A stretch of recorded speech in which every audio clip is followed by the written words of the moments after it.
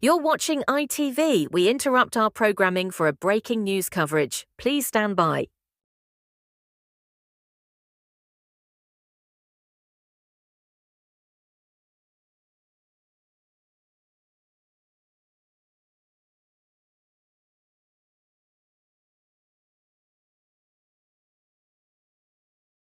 A rocket just exploded at the NASA space station, and 30 people died. These people include Sarah Hammond, Richard Johnson, Amir, Charlie D'Amelio, Alison O'Farrell, and Alex O'Leary. We shall pray for respect to those who died.